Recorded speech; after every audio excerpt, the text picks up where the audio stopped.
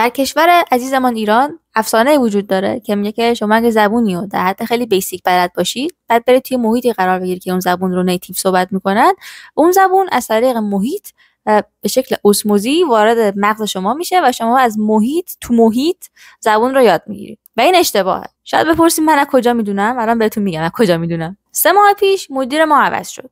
مدیر جدید ما آدم خیلی خفنیه و زبون سومش انگلیسیه. زبون‌های اولش اسپانیایی و فرانسوی هستن.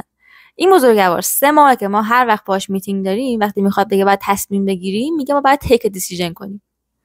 دوستانی که زبان انگلیسی رو آشنایی اندکی دارن میدونن که زبان انگلیسی برخلاف فارسی و ظاهرا اسپانیایی و فرانسوی تصمیم را نمیگیرند، تصمیم را انجام میدهند، میک دیسیژن میکنند.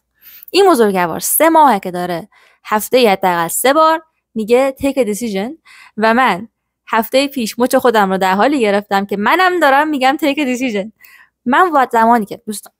من زمانی که وارد این شرکت شدم آیلتس 8 داشتم 3 سال پیش. آیلتس 8 نمره بدی نیست. 8 از 9 نمره کاملا معقولیه، نمره که تو میدونی من دارم چی میگم، طرف مقابل میدونه من دارم چی میگم و یه فهم مشترکی بین شما و مخاطبتون هست، دارین به اون زبان واقعا مثل انسان صحبت میکنین. و من الان 1 هفته است که همه اونها رو ریختم دور و دارم میگم take a decision. حرفم اینه که زبان علاوه بر این که فراره، ظاهرا چسبونکی هم هست. شما از محیط که دارین زبان رو یاد میگیرین چیزای درست رو احتمالاً از محیط جذب میکنین، ولی اشتباهات بقیه رو هم جذب میکنین.